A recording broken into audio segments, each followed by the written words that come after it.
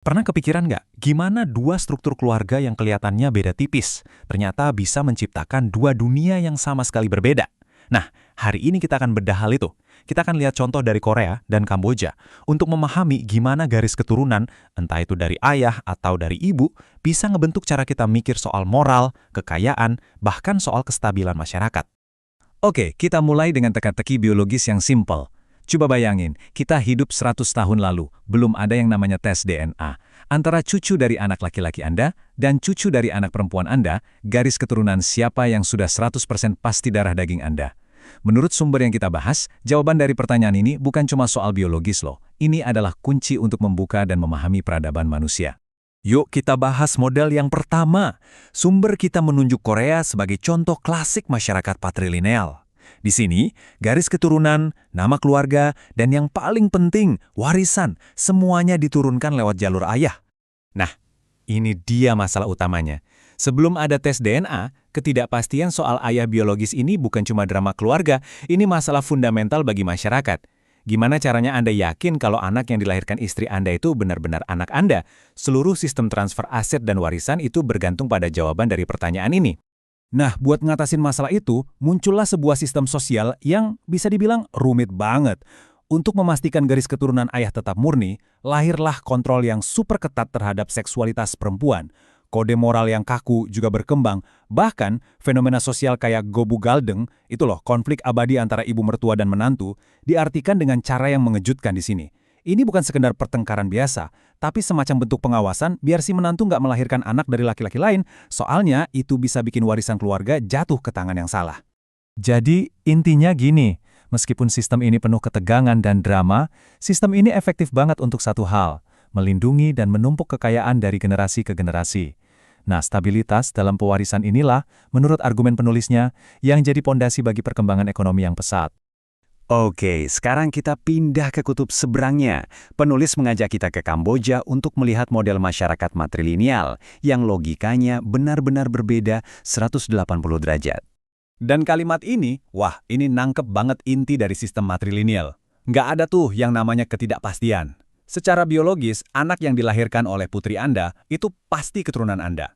Mau suaminya siapapun, garis keturunan dari pihak ibu itu nggak bisa dibantah. Nah, kepastian biologis inilah yang membentuk masyarakatnya dengan cara yang sangat sekali berbeda. Berdasarkan pengalaman pribadi penulis di Kamboja, kita dapat gambaran yang kontras banget. Garis keturunan dihitung dari pihak ibu.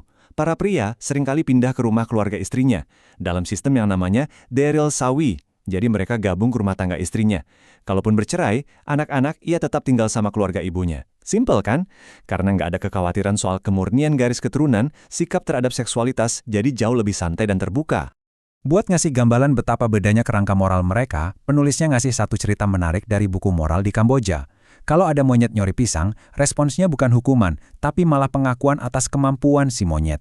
Ini nunjukin cara pandang soal benar dan salah yang jauh lebih fleksibel dan gak kaku. Jadi ada semacam pertukaran nih. Di satu sisi, masyarakat matrilineal yang digambarkan di sini cenderung lebih damai, nggak terlalu kompetitif.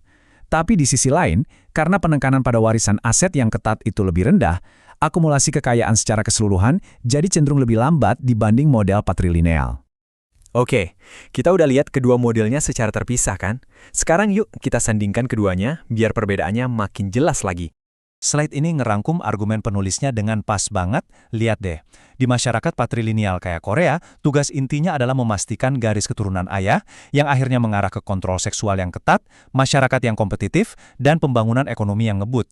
Sebaliknya, di masyarakat matrilineal kayak Kamboja, garis keturunan ibu itu udah otomatis pasti. Jadi, seksualitasnya bisa lebih liberal, suasana sosialnya lebih damai, tapi ya itu, pembangunannya lebih lambat.